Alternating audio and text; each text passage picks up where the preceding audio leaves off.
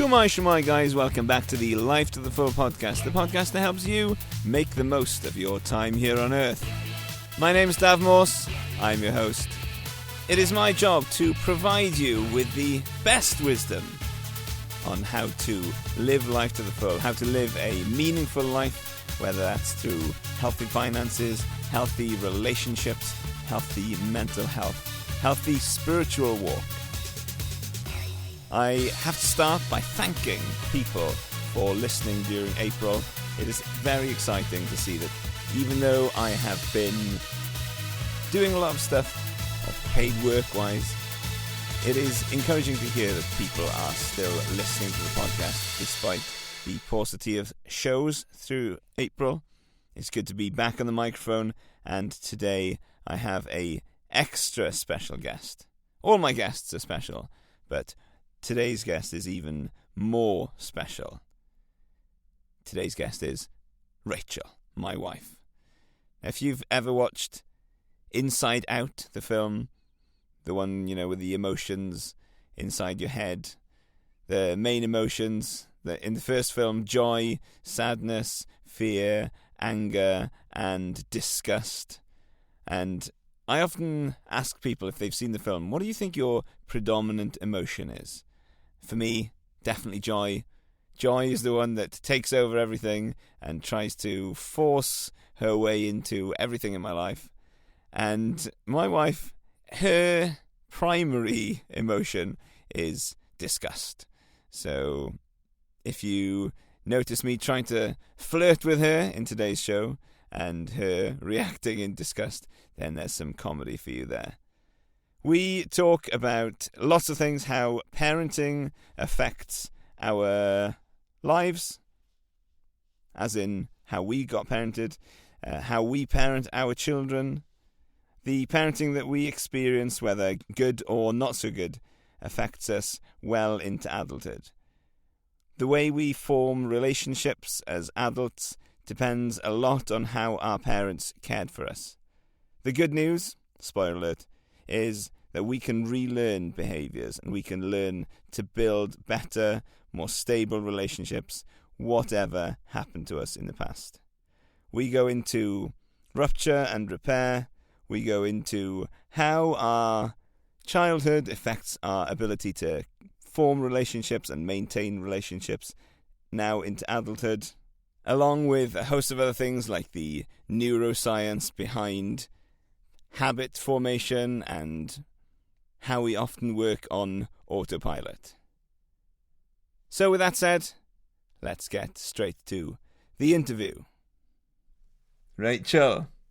Hello. My darling. Oh, don't. Welcome back to the podcast.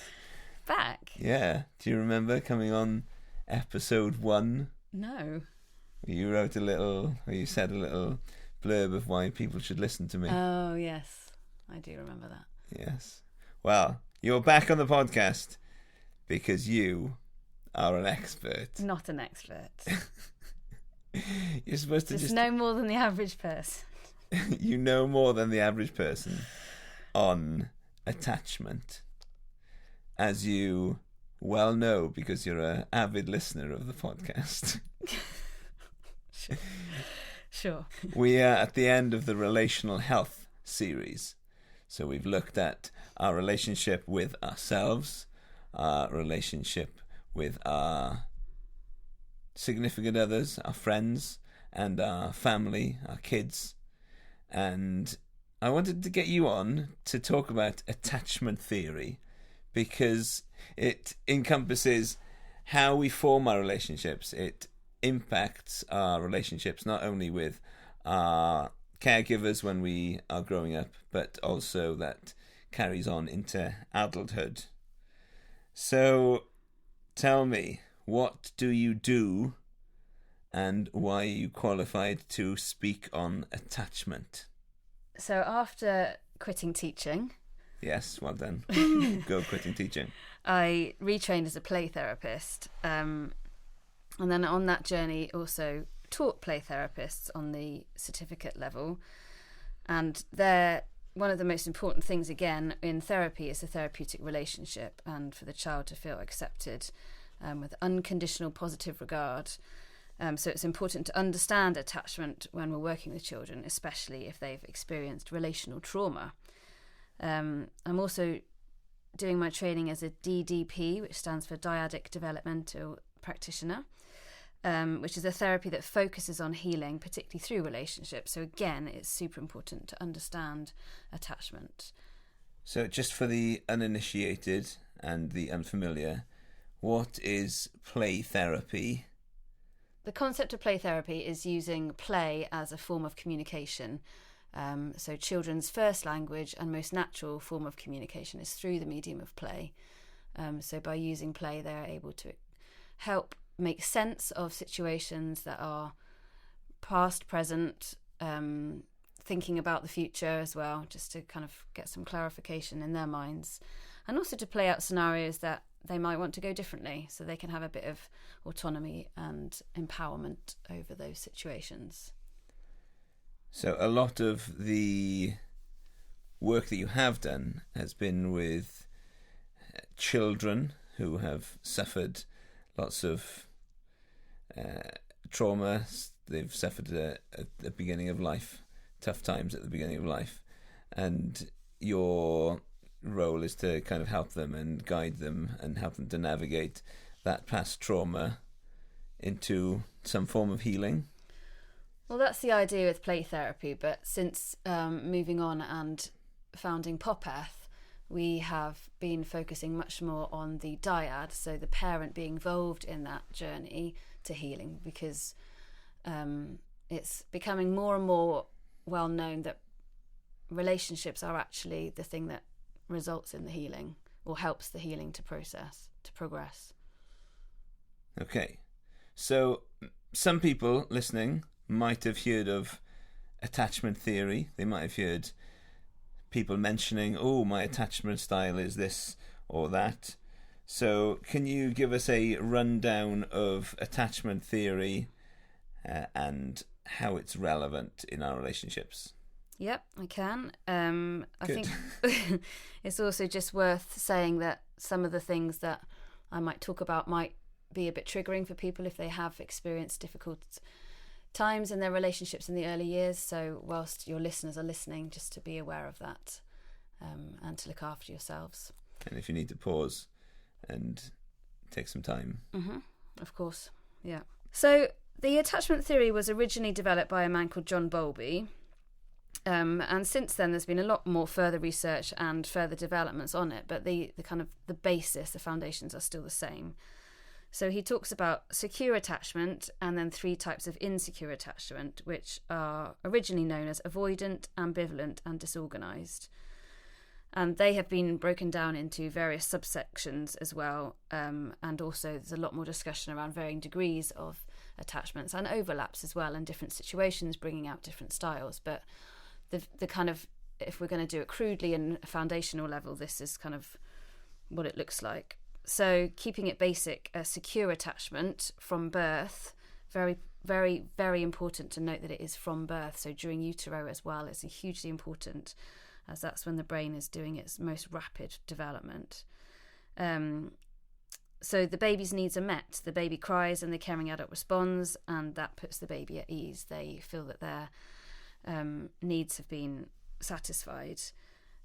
So when a baby feels discomfort, the stress response system is activated, and then the baby cries because it's feeling stressed about something, and obviously as a helpless babe it can't do anything, so the crying is the way that it kind of says, I need something, and then the caring adult comes and tries to respond to what that is. And the reason for the cry is the baby saying, like, look, if somebody doesn't help me here, I might not survive. This doesn't feel comfortable in my body. So all it knows how to do is cry. And then the responsive caring adult attends to that cry and tries to put right whatever that need might be. Hunger, wet nappy, needs a cuddle, cold, multiple things that a baby might feel distressed about. Okay, so just to get this right, if baby obviously has needs, hunger, tiredness, cuddles, love, all that kind of stuff, if that baby's needs are met, then that child is more likely to develop a secure attachment with a caregiver, and secure attachment is what we want. That's the good one. And secure attachment in childhood can give you a head start in making relationships, keeping relationships as an adult. Yeah, generally. I think it's important to note as well that those needs might not be met 100% of the time. It just needs to be good enough. It needs to be a consistent enough response from the caring adult. Because we all know that as parents, it's tricky to meet every need every time. Absolutely. Just need to be good enough. Yeah, and that's in the words of Donald Winnicott.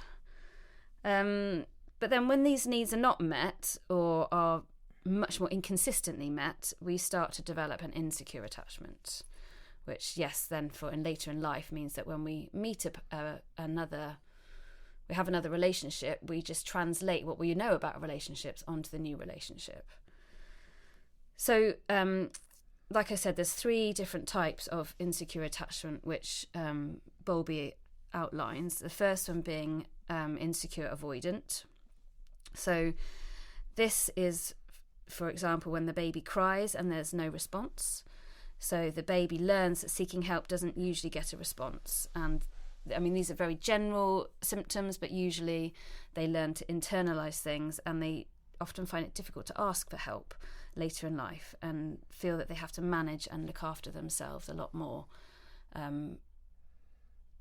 So their crying has not been met with a response. They might learn or teach themselves that crying is not wanted, not acceptable, so they learn to not fuss about anything and keep their emotions very much to themselves. Secondly, then, insecure ambivalent is when we have inconsistent care. So sometimes the adult will respond and other times they don't. So the child learns they don't know when they will be helped or given attention. So that can often result in behaviours which might appear quite clingy. So when they're receiving attention, they try and hold on to that attention for as long as possible because they don't know when it might come again. So something that might have seemed small, for example, maybe a child fell over and they just cut their knee, and actually that particular time the caring adult responded to them. Suddenly the cut knee is almost as bad as a broken leg because they've got that attention and they want to keep that adult with them for as long as possible. But yeah, so the behaviour can look clingy or might also look like people pleasing. They'll try and do anything to get that attention and to keep that attention where they can. Thirdly, the most complicated type of attachment style is what we call a disorganised attachment. So this is when the adult themselves is actually, the caring adult, the significant adult, is actually frightening to the child.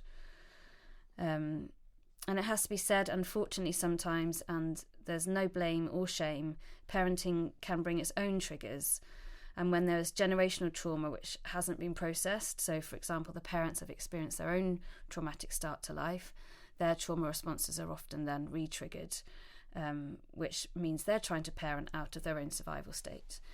And that's one of the things that we know about when we're trying to help a child to regulate. It's very difficult as parents to regulate a child when you are not regulated yourself.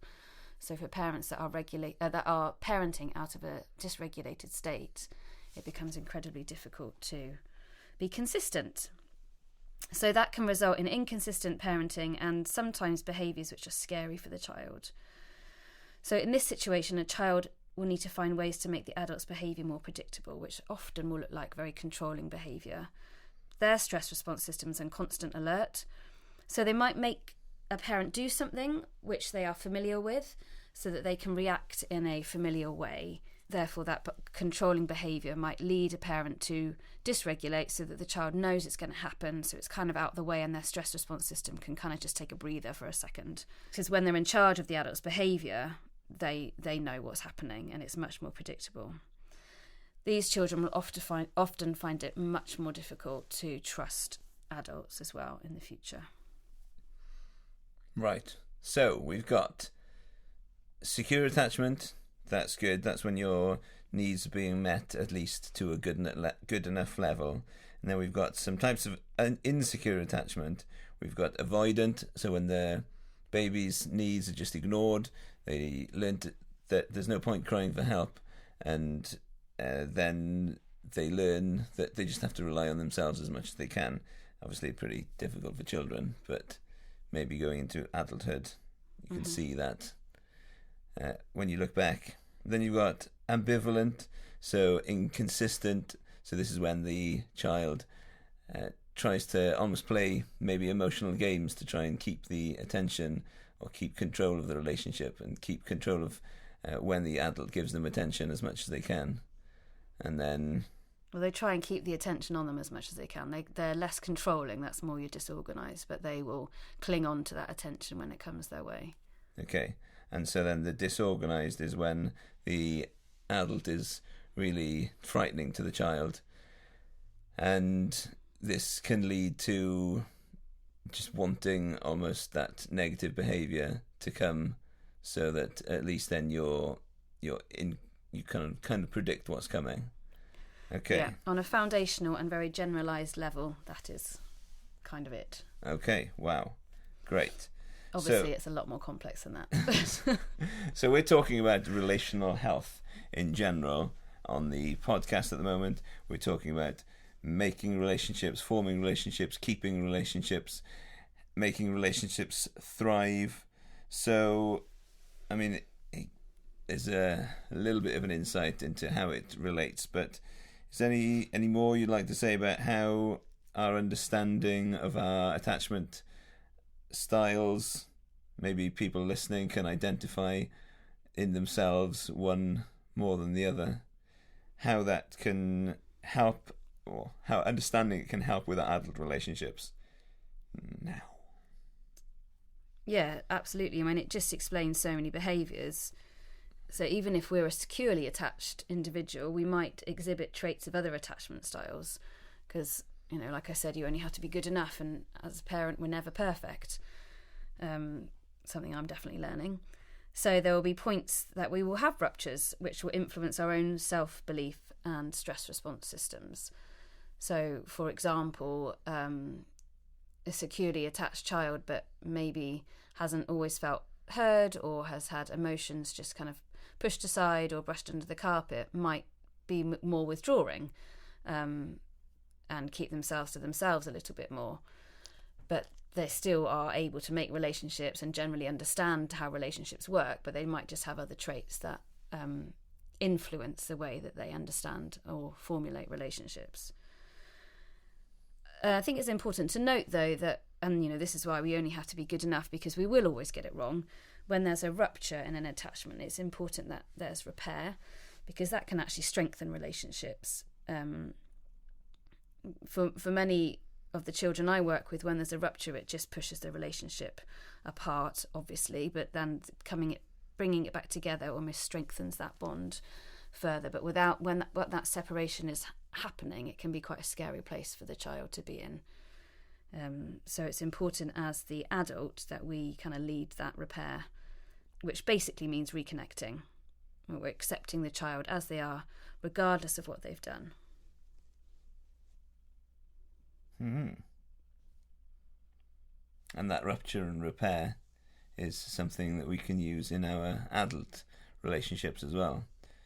If we are in a relationship, we might say something to upset somebody, or might be in a spousal relationship and you do something that upsets the other one, and that's going to cause rupture. But repairing can often strengthen and solidify that bond. Yeah, it just helps that the individual that feels hurt to feel that they are seen and heard and accepted. Something you're learning. Something I am learning. You are teaching me so much. I admire you. Oh, whatever. Can you notice anything about our attachment styles? Yeah. Ambivalent, avoidant. You can't see where I'm pointing. Yeah, I'm the ambivalent one. You're the avoidant one.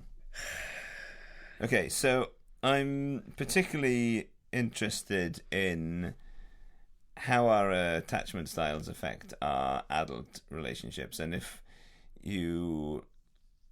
people are listening thinking, oh, maybe I am a bit avoidant, maybe I am a bit ambivalent, a bit needy, then how can being aware of our attachment styles help us or hinder us, and how can we move towards healthy attachments? Because if we're saying that secure attachment is the healthiest form of attachment, how can we move towards that? Well, this is one of the key reasons that now at Popeth we work with adult and child together, because it actually is the positive relationship that helps us move to a healthier attachment. So if we've had an insecure attachment and that's kind of our blueprint, it can be very hard to trust new relationships or trust positive relationships. But over time, and this is the hopeful thing, the brain can reshape itself. So initially, the brain has learnt that relationships are not necessarily safe, which is very difficult then to enter into a new relationship. But as it learns and develops new understanding based on new experiences, then it starts to formulate new neural pathways with an understanding that this relationship is safe and this relationship is different. And it doesn't take loads and loads of relationships. It can only be one or two, just significant ones, but with repeated positive experiences, that individual is able to learn how to attach more healthily and relate to others. I think in moments of stress or times when the child or individual feels more overwhelmed, it's likely that their foundational blueprint attachment style will come out. But then in times when they're feeling more regulated and have things more kind of together, if you like, they might be able to practice a healthier attachment style. But the key thing here is it doesn't happen overnight. It takes time. We're forming new neural pathways in the brain, which is not a quick fix. People make bad choices when they're mad or scared or stressed. In the words of the trolls, yes. In the words of the trolls from Frozen. Lovely. So you mentioned there about forming neural pathways. Tell us a little bit more about how these neural pathways are formed in the brain, how we reinforce good messages, positive messages, any tips for people struggling in that sense? So neural pathways, yes. Well, it's probably helpful to understand a little bit about how the brain develops. So first of all, whilst the baby's growing in utero, the brainstem is the earliest part of the brain to develop, and this is the part of the brain that basically keeps us alive. So it controls our heart rate, our breathing, temperature, all the things that we don't really think about, the unconscious processes that just happen and keep us alive. And then moving on from this, while still in the womb, the limbic system, so the middle areas of our brain, start to develop, and they control things such as memory and hearing and our more sensory kind of sensory response systems.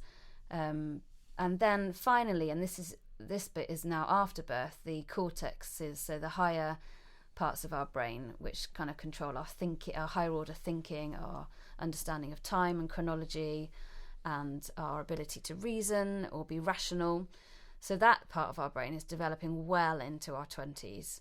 And also our brain is always continuing to learn new things. So the brain learns by experience and it's use dependent. So the more something happens, the stronger that neural pathway becomes. So, for example, if you think about a child learning to walk, as that child starts walking, they're falling over all the time. But the more they try, the more they get that balance in place, the more they then are able to start coordinating their body and their balance to do that, the stronger those particular neural pathways become, and before long the child is able to walk. But you can see it's not an overnight process. It's something that takes time, and time for those paths to establish. Now, pathways are being made all the time, but the stronger they are, like I said, the more ingrained they are into our behaviours. So the way that this affects attachment is if a child has had repeated positive experiences, they understand that relationships are safe and positive. However, if a child has had multiple negative experiences, their understanding is that relationships are not safe. And so over time then, if we're talking about relationships also being healing, we have to build new pathways to strengthen the positive experiences, which eventually then outweigh the negative experiences. So if we've had difficulties with relationships in the past, all is not lost. We can learn these new neural pathways. We can start to learn how to form secure attachments with people, and the more that we make use of those neural pathways, the more ingrained they'll become. It'll be initially you'll want to regress back to your former ways of relating to people, and the more that we kind of I don't want to say practice, but the more we kind of engage with forming healthy relationships and failing going forward, the more able we are to make healthy relationships going forward. Yeah, there's a image that I use, a kind of a metaphor I use in the training, which is helpful to understand this. If you think about standing in the middle of a field where the grass is kind of waist high, and you see a gate on the right hand side of the field, and you want to head over to that gate, and you have to start trudging through the grass.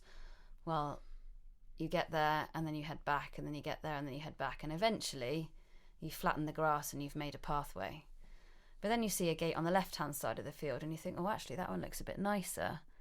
I think I'd rather go to that gate, but oh, actually the other one's way easier to get to because there's already a path to get there, and this one I've got to trudge through the grass. But you kind of try a little bit, and then I think, oh, I can't be bothered, so you go back to the original gate. And then you might try again and get a little bit further, and then eventually you might try and you actually get all the way there. But then you have to keep going again and again and again to flatten the grass. But you're now going to the gate on the left-hand side of the field, and that grass is flattening down quite nicely, and it's making a good pathway there. In the meantime, you're going much less to the gate on the right. So what's happening to the grass on the right-hand side of the field? It's hopefully growing back to kind of delete the path that was formerly there. Over time, it is growing back again, so that pathway becomes much more difficult to access again. So again, very crudely, that's kind of what's happening when we're forming new neural pathways, but it is repetition, repetition, repetition. Repetition, repetition, repetition.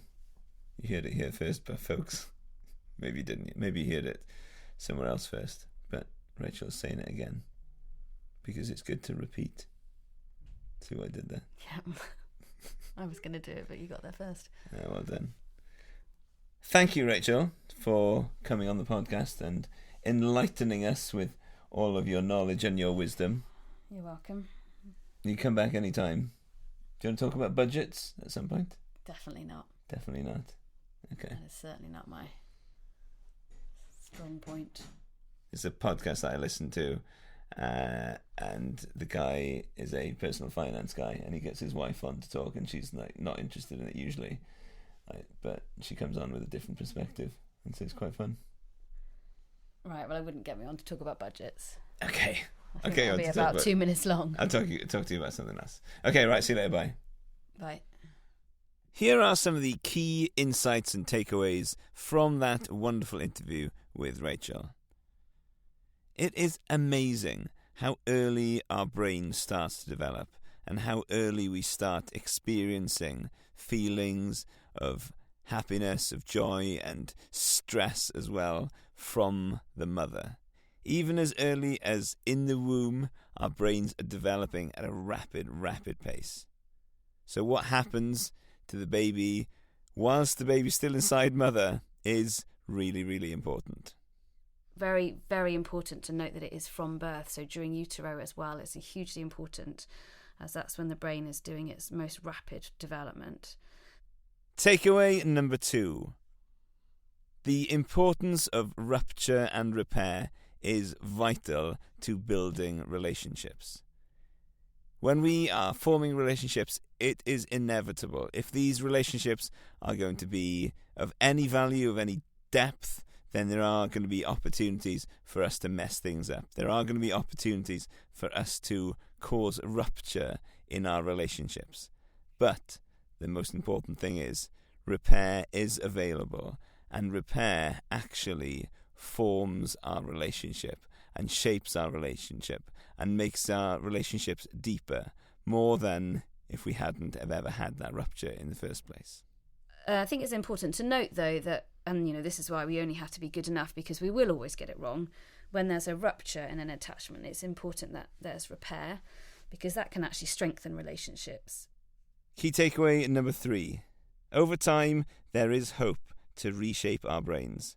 Whatever our childhood was like, we can learn to form better relationships as adults.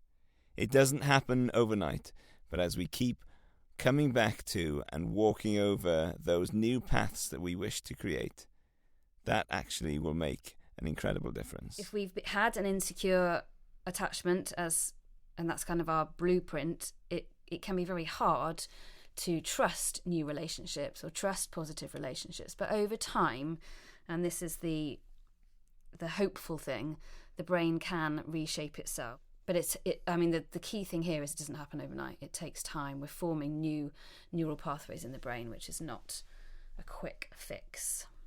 What a pleasure to have you listening. Thank you to everybody who listens. It is very much appreciated. Thank you especially if you are from Frankfurt, or in fact, Ashburn, Virginia. I'd love to know what you thought of today's episode. So let me know. You know how to get in touch. Check the show notes if you don't. Till next time, peace out.